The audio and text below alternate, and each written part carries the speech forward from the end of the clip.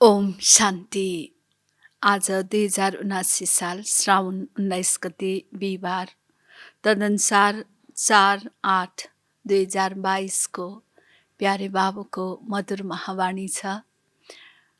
आजको वाणीमा बाबाले सारमा बताउनु भएको छ, मिठे बच्चे तिमी बाबा समान रूप बसन्त बन्नु छ।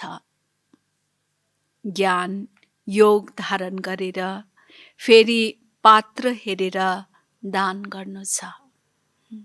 बाबा हामी बच्चाहरूलाई ज्ञानी योगी बनाउनुहुन्छ। बाबा जस्तै हामी पनि ज्ञानी योगी बनेर ज्ञानलाई जीवनमा धारण गरेर अनि धारणा भइसकेपछि फेरि पात्र अनुसार दान गर्नुपर्छ। जुन बाबाबाट हामीले पायौँ त्यो कुरा अरूलाई दिने, त दिँदाखेरि पनि जसको ज्ञानमा इन्ट्रेस्ट छैन भने उसलाई हामी समाति नदिने ज्ञान, किनकि बाबाको एक एक महावाणी के छ, लाखौँ रुपियाँको छ। त्यसैले जसको यस ज्ञानमाथि कदर रहँदैन भने उनलाई यत्तिकै ज्ञान दिनु छैन। त्यसैले पात्र हेरेर दान दिनु जरुरी छ। यदि हामी यसलाई ध्यान दिँदैनौँ भने हाम्रो समय, सङ्कल्प, मेहनत सबै व्यर्थ जाने हुन्छ। बाबा हामीलाई कम खर्च, बाला नसिन बनाउनु सिकाउनुहुन्छ। हामी जो लगाउँछौँ त्यसबाट प्राप्ति होस्, सफल होस्।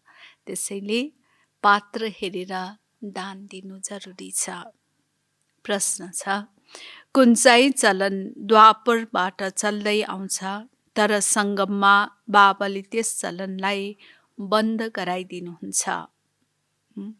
कुन चाहिँ चलन द्वापरदेखि चल्दै आउँछ तर सङ्गम युगमा बाबाले त्यस चलनलाई बन्द गराइदिनुहुन्छ? कुन चाहिँ चलन होला त? बाबा के भन्नुहुन्छ? द्वापरदेखि धोग्ने चलन चल्दै आउँछ। नमस्कार गर्छन्, खुट्टामा धोग्छन्, पाउ पर्छन्। त यो चलन द्वापर युगदेखि चल्दै आएको हो। बाबा भन्नुहुन्छ, यहाँ तिमीले कसैलाई पनि धोग्न आवश्यक छैन। म त अभोक्ता, अकर्ता, असोच्ता हुँ। बाबा हुनुहुन्छ अभोक्ता, अकर्ता, असोच्ता। त्यसैले बाबा भन्नुहुन्छ धोग्नु जरुरी छैन। तिमी बच्चाहरू त बाबा भन्दा पनि ठुला हो। बाबा कति निरअहङ्कारी, बच्चाहरूलाई कति माथि राख्नुहुन्छ कि बाबा भन्नुहुन्छ कि तिमी बच्चाहरू त बाबा भन्दा पनि ठुला हो, किनकि बच्चा पिताको पुरा सम्पत्तिको मालिक हुन्छ। हामी बाबा भन्दा ठुला छौँ त, होइन? फेरि पनि बाबा बच्चाहरूको उमङ्ग उत्साह बढाउनको लागि भन्नुहुन्छ, बच्चा पिताको पुरा सम्पत्तिको मालिक हुन्छ। त्यसैले मालिकहरूलाई म बाबा नमस्कार गर्छु। तिमीले धोग्नु पर्ने आवश्यक छैन। यो हो सानाले ठुलाको रिगार्ड त राख्नुपर्छ। यो होइन कि फेरि बाबाले हामी ठुला भयौँ भनेर भन्नुभयो त हामी चाहिँ एकदम म ठुलो हुँ भन्ने यस किसिमको स्मृतिमा रहनु हुँदैन कि हो हामी बाबा भन्दा ठुला त पक्कै पनि छैनौँ। र ठुलोको अवश्य हामीले रिगार्ड राख्नुपर्छ, सम्मान गर्नुपर्छ। बाबा कसरी ब्यालेन्स मिलाउनुहुन्छ? गीत छ, जो पिया के साथ है उनके लिए ज्ञान की बरसात है। ओम शान्ति।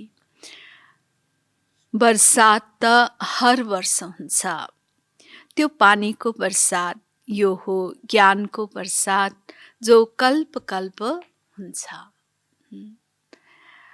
हो यो पतित, यो हो पतित दुनिया नर्क। यो दुनिया नै पतित दुनिया छ, नर्क दुनिया छ। यसलाई विषय सागर पनि भनिन्छ, जुन विष अर्थात् काम अग्निबाट भारत कालो भइसकेको छ। बाबा भन्नुहुन्छ, म ज्ञान सागरले ज्ञान वर्षाबाट गोरो बनाउँछु। बाबा ज्ञान वर्षात गर्नुहुन्छ र यस ज्ञान वर्षातद्वारा नै फेरि कालो गोरो बन्न पुग्दछ, अर्थात् पतित पावन बन्न पुग्छ। यस रावण राज्यमा सबै काला भइसकेका छन्, सबैलाई फेरि पवित्र बनाइदिन्छु। बाबा परम पवित्र हुनुहुन्छ, त्यसैले उनै बाबाले नै हामी कालो भइसकेको आत्मालाई पवित्र पावन स्वच्छ बनाइदिनुहुन्छ। मूल वतनमा कोही पनि पतित आत्मा रहँदैनन्, किनकि मूल वतन पवित्र धाम हो। त्यसकारण कोही पनि पतित त्यहाँ रहन सक्दैनन्। सतयुगमा पनि कोही पतित रहँदैनन्। अहिले यो हो पतित दुनिया, त्यसैले सबैमाथि ज्ञान वर्षा हुनुपर्छ। ज्ञान वर्षाबाट नै फेरि सारा दुनिया पवित्र बन्छ। दुनियाले यो जान्दैनन् हामी कुनै काला पतित भइसकेका छौँ, नै यो महसुस गर्दैनन् कि हामी पतित बनिसकेका छौँ, कालो भइसकेका छौँ। सतयुगमा कुनै पतित हुँदैनन्, सारा दुनिया नै पवित्र हुन्छ। त्यहाँ पतितको नाम निशान नै हुँदैन। सतयुगमा सबै पवित्र पावन रहेको हुन्छ, कोही एक पनि पतित रहँदैनन्। त्यसैले विष्णुलाई क्षीर सागरमा देखाउँछन्। यसको अर्थ पनि मनुष्यले जान्दैनन्। तिमीले बुझेका छौ विष्णुका दुई रूप, यी लक्ष्मी नारायण नै हुन्। भन्छन् त्यहाँ घिउका नदी बग्छन्, त्यसैले अवश्य क्षीर सागर हुनुपर्छ। मनुष्यले त विष्णु भगवान भन्छन्। तिमीले विष्णुलाई भगवान भन्न सक्दैनौ। विष्णु देवताय नमः, ब्रह्मा देवताय नमः भन्छन्। विष्णुलाई भगवान नमः भनिँदैन। शिव परमात्माय नमः भन्दा शोभा दिन्छ। अहिले तिमीलाई ज्ञान प्रकाश मिलेको छ, ज्ञानको उज्यालो रोशनी मिलेको छ। उच्च भन्दा उच्च श्री श्री 108 रुद्रमाला भनिन्छ। माथि छ फूल, फेरि मेरु दाना युगल भनिन्छ लक्ष्मी नारायणलाई। ब्रह्मा सरस्वतीलाई युगल भनिँदैन। यो माला शुद्ध छ नि, किनकि ब्रह्माको छोरी हो सरस्वती। मेरु फेरि लक्ष्मी नारायणलाई भनिन्छ, प्रवृत्ति मार्ग हो नि। विष्णु अर्थात् लक्ष्मी नारायणको डाइनेस्टी। केवल लक्ष्मी नारायण भन्छन्, तर उनीहरूका सन्तान पनि त होलान् नि। यो कसैलाई थाहा छैन। अहिले तिमी बच्चाहरू विषय सागरबाट निस्केका हो, यसलाई काली दह पनि भनिन्छ। यो संसार विषय सागर पनि भनिन्छ, कालो दह पनि भनिन्छ। सतयुगमा त केही हुँदैन। नागमाथि डान्स गरे, यो गरे, देखाउँछन् श्री कृष्ण नागमाथि, कालको नागमाथि के गरेको छ, डान्स गरेको देखाइन्छ। वास्तवमा यसरी श्री कृष्ण कुनै नागमाथि बसेर डान्स गर्ने कुरा छैन, कि यो सबै सङ्गमको यादगार हो। उनै कृष्णको आत्मा ब्रह्मा अनेक विपरीत परिस्थितिहरू माथि पनि मस्तले रहन्छन्, बेफिक्र रहन्छन्, अर्थात् ज्ञान डान्स गरिरहन्छन्। यसको यादगार हो। यी सबै दन्त्य कथा हुन्। अन्धविश्वासले गुडियाको पूजा गरिरहन्छन्। देवी देवताहरूको पूजा, जसलाई बाबा गुडियाको पूजा भन्नुहुन्छ। किनकि जानेको केही पनि छैन, तर बच्चाहरूले गुडिया खेले जस्तै, पुतली खेले जस्तै मनुष्य देवी देवताहरूको मूर्ति बनाएर पूजा गरेर फेरि नदीमा बगाइदिने गर्छन्। त यसलाई बाबा गुडियों की पूजा भन्नुहुन्छ। धेरै देवीहरूको मूर्ति बनाउँछन्, लाखौं करोडौं रुपियाँ खर्च गरेर देवीहरूको श्रृङ्गार गर्छन्। कसैले त सच्चा सुनको गहना आदि पनि पहिराउँछन्, किनकि ब्राह्मणहरूलाई दान गर्नुपर्छ। ब्राह्मण जसले पूजा गराउँछन् धेरै खर्च गराउँछन्। यो चाहियो, यो चढायो भने यस्तो हुन्छ, यो चढायो भने यस्तो हुन्छ भनेर अनेक चढाउन लगाउँछन्। धुमधामसँग देवीहरूको झाँकी निकाल्छन्। देवीहरूलाई क्रिएट गरेर, पालना गरेर फेरि उनको श्रृङ्गार गरेर डुबाइदिन्छन्। यसलाई भनिन्छ गुडियाको पूजा, हैन? गुडियाको पूजा जसमा देवी देवताहरूको मूर्ति बनाउँछ अनि फेरि स्थापना गर्छ, अनेक त्यसमा गहना आदिले सजाइदिन्छ। खुबसँग धुमधामसँग पूजा आराधना गर्छन् अनि फेरि लगेर डुबाइदिन्छ नदीमा। त्यसरी बाबा भन्नुहुन्छ यसलाई गुडियाको खेल, गुडियाको पूजा। भाषणमा तिमीले सम्झाउन सक्छौ यो कसरी अन्धश्रद्धाको पूजा हो। गणेश पनि धेरै सजाएर बनाउँछन्। अब सुँड भएको कुनै मनुष्य हुँदैन। कत्तिका चित्र बनाउँछन्, पैसा खर्च गर्छन्। बाबाले बच्चाहरूलाई सम्झाउनुहुन्छ, तिमीलाई मैले कति धनवान, एकदम विश्वको मालिक बनाउँछु। यो कुरा आत्माहरूलाई परमात्मा बसेर सम्झाउनुहुन्छ।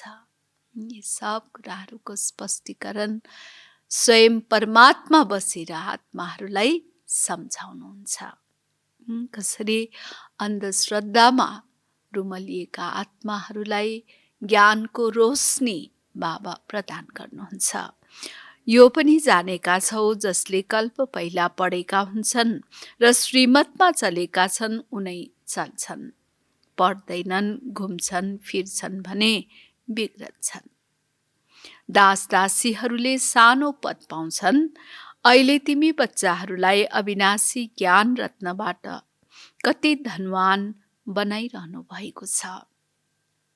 उनीहरूले त शिव र शङ्करको अर्थ पनि जान्दैनन्। शङ्करको अगाडि गएर भन्छन् झोली भरिदेऊ, तर शङ्करले त झोली भर्दैनन्। अहिले बच्चाहरूलाई बाबाले अविनाशी ज्ञान रत्न दिनुहुन्छ, त्यो धारण गर्नु छ। हैन, बाबाको एक एक महावाणी के छ, अनमोल छ, अमूल्य हीरा जवाहरात हुन्। त त्यसलाई धारण गर्छौं भने हाम्रो जीवन पनि अमूल्य बन्न पुग्छ। एक एक रत्न लाखौं रुपियाँको हो। त्यसैले राम्रोसँग धारण गरेर अरूलाई धारण गराउनु पर्छ, दान गर्नुपर्छ। बाबाले जो दिनुभएको छ त्यसलाई अरूलाई पनि दिनुपर्छ। बाबाले सम्झाउनु भएको छ दान पनि पात्र हेरेर गर। जसलाई सुन्ने नै दिल छैन उसको पछि समय नगुमाऊ। जसलाई इन्ट्रेस्ट नै छैन, सुन्ने कुनै किसिमको मनै छैन भने त उसलाई फेरि जबरजस्ती सुनाउनु जरुरत छैन। यसबाट हाम्रो समय नष्ट हुन जान्छ। शिवका पुजारी हुन् वा देवताहरूका पुजारी हुन्, यस्तालाई कोसिस गरेर दान दिनुपर्छ। जो पुजारी हुन्छन् उनीहरूको देवी देवताहरूमाथि भावना रहेको हुन्छ। त्यसैले उनीहरूलाई सुनाउनाले केही उनीहरूले इन्ट्रेस्ट देखाउन सक्छन्। तब तिम्रो मेहनत खेर जाँदैन। तिमी हरेक रूप बसन्त पनि बन्नुपर्छ। जसरी बाबा रूप बसन्त हुनुहुन्छ, उहाँको रूप ज्योतिर्लिङ्गम होइनन्, स्टार जस्तै छ। बाबाको कुनै ज्योतिर्लिङ्ग हुनुहुन्न, बाबा ज्योतिबिन्दु रूप हुनुहुन्छ। परमपिता परम आत्मा परमधाममा रहनुहुन्छ। परमधाम परभन्दा पर छ नि, हैन? परमधाम कहाँ हो त? परभन्दा पर, सूक्ष्म वतन भन्दा पनि धेरै माथिको त्यो उच्च पवित्र स्थान परमधाम। आत्माहरूलाई त परमात्मा भनिँदैन, वहाँ परम महात्मा हुनुहुन्छ। जहाँ यो दुखी आत्माहरू छन्, यहाँ जो दुखी आत्माहरू छन्, उनीहरूले परमपितालाई बोलाउँछन्। उहाँलाई सुप्रिम आत्मा भनिन्छ। उहाँ बिन्दु समान हुनुहुन्छ। यस्तो होइन उहाँको कुनै नाम रूप नै छैन।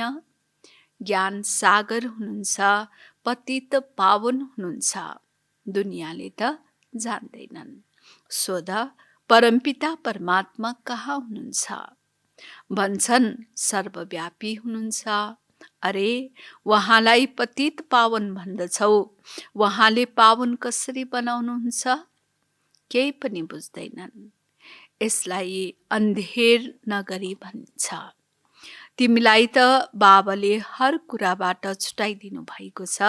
बाबा अभोक्ता, अकर्ता र असोजता हुनुहुन्छ। कहिल्यै पनि ढोग्न दिनुहुन्न। उस्तै उस बाबा हुनुहुन्छ। फेरि पनि बच्चाहरूलाई कहिल्यै बाबा ढोग्न दिनुहुन्न। कति बाबा निरअहङ्कारी हुनुहुन्छ। तर द्वापरदेखि यो चलन चल्दै आएको छ। ढोग्ने चलन द्वापरदेखि। सानाले ठुलाको आदर गर्छन्। वास्तवमा बच्चा वारिस बन्छ पिताको सम्पत्तिको, पिताको सम्पत्तिको अधिकारी बन्छन्। पिताले भन्छन् यो मालिक हो मेरो सम्पत्तिको। मालिकलाई नमस्ते गरिन्छ। हुन त मालिक पिता हुन्छन्, तर सारा सम्पत्तिको सच्चा मालिक त बच्चा बन्छन्।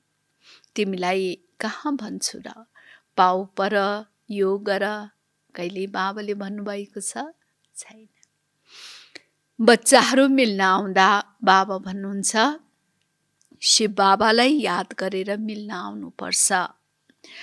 आत्माले भन्छ मैले शिव बाबाको गोद लिन्छु। मनुष्य यी कुरामा अल्मलिन्छन्।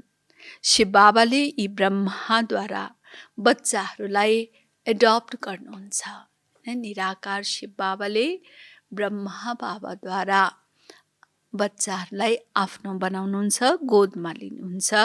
त्यसैले यी माता भए, किनकि हामीलाई जन्म दिने, पालना दिने ब्रह्मा बाबा माँ। तिमीले सम्झन्छौ हामी मात पितासँग मिल्न आएका छौँ। याद शिव बाबालाई गर्नुपर्छ। त्यसैले यिनी फर्स्ट माता भए। वर्षा तिमीलाई शिव बाबाबाट मिल्छ। यी पनि उहाँको यादमा रहन्छन्। ब्रह्मा बाबा पनि शिव बाबाको यादमा रहनुहुन्छ। बाबाले जे सम्झाउनुहुन्छ त्यसलाई धारण गर्नु छ। रूप बसन्त भन्नु छ। योगमा रह्यो, ज्ञान धारण गर्यो र गरायो भने म समान रूप बसन्त बन्छौ। बाबाको ज्ञानलाई धारण गर्छौँ, बाबालाई याद गर्छौँ, बाबा समान हामी अरूलाई पनि धारण गर्न सिकाउँछौँ भने त फेरि बाबा समान रूप बसन्त बन्छौँ, ज्ञानी योगी बन्छौँ। फेरि मेरो साथमा जान्छौ। अहिले तिम्रो बुद्धिमा ज्ञान छ, फेरि जब स्वर्गमा आउँछौ अनि ज्ञान पुरा हुन्छ, फेरि प्रारब्ध सुरु हुन्छ, फेरि नलेजको पार्ट पुरा हुन्छ।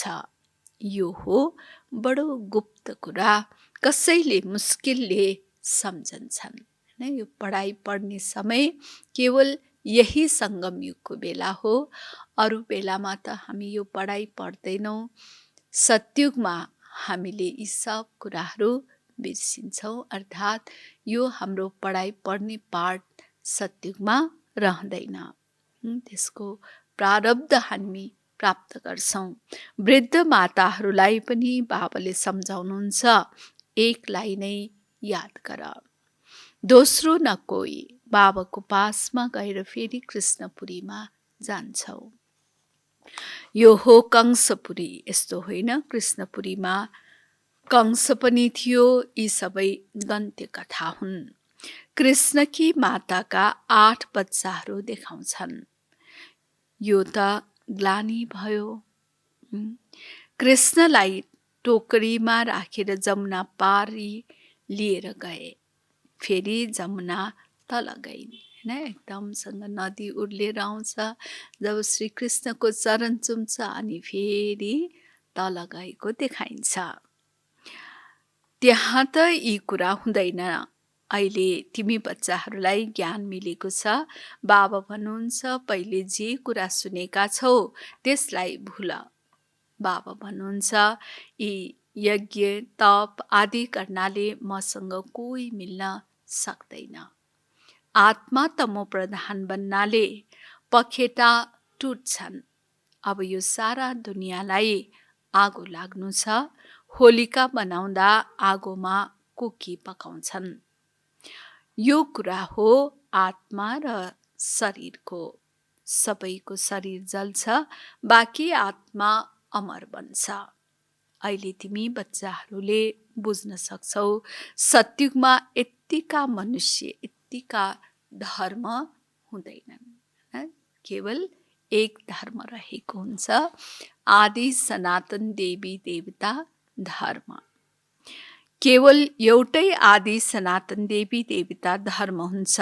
भारतवर्ष नै सबैभन्दा ठुलो तीर्थस्थान हो। काशीमा धेरैजना गएर बस्थे, सम्झन्छन् अब काशीवास गर्नेछौँ। जब वानप्रस्थ अवस्था हुन्छ अनि काशीमा गएर बस्छन्, ताकि काशीमा शरीर छोड्न पाए भने मुक्ति मिल्छ भन्ने धारणा रहन्छ। जहाँ शिव छन् त्यहाँ नै हामीले शरीर छोड्नेछौँ। धेरै साधुहरू गएर त्यहाँ बस्छन्। सारा दिन यही गीत गाइरहन्छन्, जय विश्वनाथ गङ्गा। अब शिवद्वारा पानीको गङ्गा त निस्कन सक्दैन। शिवको द्वारमा मर्न मन पराउँछन्। अहिले त तिमी प्र्याक्टिकलमा द्वारमा छौ। हामी सबै कहाँ छौँ? हरिको द्वारमा। हरि अर्थात् शिव बाबा, जो दुःख हर्नेवाला, उनको द्वारमा हामी सबै छौँ। जहाँ भए पनि शिव बाबालाई याद गरिराख। जहाँ जो जहाँकै भए तापनि बाबा भन्नुहुन्छ, म एकलाई याद गर, अर्थात् शिव बाबालाई याद गर। जान्दछौ शिव बाबा हाम्रो बाबा हुनुहुन्छ। हामी उहाँलाई याद गर्दा गर्दा उहाँको पासमा जानेछौँ। बाबालाई याद गर्दा गर्दा हामी बाबाको पासमा परमधाममा जानेछौँ। त्यसैले शिव बाबामा यति लभ हुनुपर्छ, प्यार छ भने तब त याद रहन्छ। उहाँको कोही आफ्नो पिता हुनुहुन्न, टिचर हुनुहुन्न। अरू सबैका त छन्। सबैका बाबा पनि हुनुहुन्छ, टिचर पनि हुनुहुन्छ, गुरु पनि हुनुहुन्छ। तर शिव बाबाको न कुनै पिता छन्, न कुनै टिचर नै। ब्रह्मा विष्णु शङ्करका पनि रचयिता उहाँ बाबा नै हुनुहुन्छ। रचनाबाट रचनालाई जोसुकै भए पनि वर्षा मिल्न सक्दैन।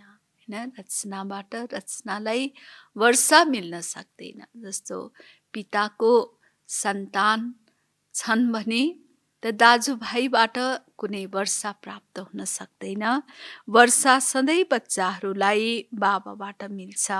तिमी बच्चाहरूले जान्दछौ, हामी ज्ञान सागर बाबाको पासमा आएका छौँ। बाबाले अहिले ज्ञानको वर्षा वर्षाउनुहुन्छ। तिमी अहिले पावन बनिरहेका छौ। ज्ञान वर्षाद्वारा नै हामी आत्मा फेरि पावन बन्छौँ। बाँकी त सबै आफ्नो हिसाब चुक्त गरेर आफ्नो धाममा जान्छन्। मूल वतनमा आत्माहरूको वृक्ष छ। यहाँ पनि साकारी वृक्ष छ। त्यहाँ छ रुद्रमाला, यहाँ हुन्छ विष्णुको माला। फेरि साना साना कुल निस्कँदै जान्छन्। यसरी निस्कँदा निस्कँदा वृक्ष ठुलो हुन्छ। अब फेरि सबै फर्केर घरमा जानु छ, किनकि यो रुख अहिले जर्जरीभूत अवस्थामा पुगिसकेको छ र फेरि नयाँ कलमी लाग्दैछ। फेरि देवी देवता धर्मले राज्य गर्नुपर्छ। अहिले तिमी मनुष्यबाट देवता, विश्वको मालिक बनिरहेका छौ। त्यसैले धेरै खुसी हुनुपर्छ। भगवानले हामीलाई पढाउनुहुन्छ, हामीलाई पढाउनेवाला स्वयं परमात्मा ऊँच ते ऊँच भगवान हुनुहुन्छ। राजयोग र ज्ञानबाट राजाहरूका राजा बनाउनुहुन्छ। नरबाट नारायण, नारीबाट लक्ष्मी बनाउनुहुन्छ। सूर्यवंशी अनि फेरि चन्द्रवंशीमा पनि आउँछौ। बाबाले सधैँ सम्झाउनुहुन्छ, ज्ञान दिइरहनुहुन्छ। तिमी बादल सागरको पासमा आउँछौ भर्नको लागि। भरेर फेरि गएर बर्सिनु छ। बादल भरेर फेरि बर्सात गर्नु छ। भर्दैनौ भने राजाई पद पाउँदैनौ। प्रजामा जान्छौ, कोसिस गरेर जति हुन सक्छ के गर्ने, बाबालाई याद गर्नुपर्छ। यहाँ त कसैले कसैलाई याद गरिरहन्छन्। अथाह नाम छन्। बाबा आएर भन्नुहुन्छ वन्दे मातरम। बाबाले कति माताजीहरूलाई कति उच्च माथि चढाउनुहुन्छ। देखाउँछन् पनि, द्रौपदीको चरण दबाउनु भयो। बाबाको पासमा वृद्ध माताहरू आए भने उनीहरूलाई भन्नुहुन्छ बच्ची थाकिसक्यौ, अब बाँकी थोरै दिन छन्। तिमीले घरमा बसेर शिव बाबा र वर्षालाई याद गर। जति याद गर्छौ त्यति विकर्मा जित बन्नेछौ। आफू समान अरूलाई बनाएनौ भने प्रजा कसरी बन्छन्? धेरै मेहनत गर्नुपर्छ। धारणा गरेर अरूलाई पनि आफू समान बनाउनु छ। पहिला त आफूले धारण गर्नु पर्यो अनि फेरि अरूलाई पनि धारण गराउनु छ। अच्छा, मिठे मिठे सिकिलते बच्चाहरूप्रति माता पिता बाप दादाको याद प्यार एवं गुड मर्निङ। रुहानी बाबाको रुहानी बच्चाहरूलाई नमस्ते। रुहानी बच्चाहरूको रुहानी बाबालाई याद प्यार गुड मर्निङ एवं नमस्ते बाबा, नमस्ते। धारणाको लागि मुख्य सार पहिलो छ, हर कुरामा आफ्नो समय सफल गर्नु छ। समय खेर फाल्नु छैन। समय हाम्रो सम्पत्ति हो, धन हो। यसैले यसलाई सफल गर्नु छ। दान पनि पात्र हेरेर गर्नुपर्छ। जसले सुन्न चाहँदैनन् उसको पछि समय गुमाउनु हुँदैन। बाबा र देवताहरूका भक्तलाई ज्ञान देऊ। देवी देवताका पुजारीहरू, शिव बाबाका पुजारी भक्तहरूलाई बाबाको ज्ञान दिनाले उनीहरूले सुन्नेछन्। दोस्रो छ, अविनाशी ज्ञान रत्नलाई धारण गरेर धनवान बन। अविनाशी ज्ञान रत्नलाई धारण गरेर धनवान बन। पढाइ अवश्य पढ्नुपर्छ। एक एक रत्न लाखौं रुपियाँको छ। त्यसैले यसलाई धारण गर्नु र गराउनु छ। बाबाले ती अनमोल हीरा रत्न दिइराख्नु भएको छ। त्यसैले बाबाले जो हामीलाई ज्ञान दिनुभएको छ त्यसलाई धारण गरेर फेरि अरूलाई पनि धारण गराउनु छ। तब नै हामी धनवान, गुणवान, चरित्रवान बन्छौँ। वरदान, हर कर्ममा बाबालाई साथीको रूपमा अनुभव गर्ने सिद्धि स्वरूप भव। हर कर्ममा बाबालाई साथीको रूपमा अनुभव गर्ने सिद्धि स्वरूप भव। सबैभन्दा सहज र निरन्तर यादको साधन हो सदा बाबाको साथको अनुभव हुनु। साथको अनुभूतिले याद गर्ने मेहनतबाट छुटाइदिन्छ। साथै हुनुहुन्छ भने याद रहन्छ नै। यस्तो साथ होइन केवल साथमा बस्नु भएको छ। साथी अर्थात् सहयोगी। साथमा रहनेलाई कहिलेकाहीँ भुल्न पनि सकिन्छ, तर साथीलाई भुलिँदैन। त्यसैले हर कर्ममा बाबा यस्तो साथी हुनुहुन्छ जो मुस्किललाई पनि सहज बनाउनेवाला हुनुहुन्छ। होइन, बाबा यस्तो साथी हुनुहुन्छ जसले सदा हामीलाई सहयोग दिनुहुन्छ। अनेक मुस्किलभन्दा मुस्किल कुरा, जटिलभन्दा जटिल कुराहरूलाई पनि सहज बनाइदिनुहुन्छ। यस्तो साथीको साथको सदा अनुभव भइरह्यो भने सिद्धि स्वरूप बन्छौँ। त्यसैले यस्तो साथीलाई सदा हामी याद गरेर साथी बनाउँछौँ भने तब सिद्धि स्वरूप बन्छौँ।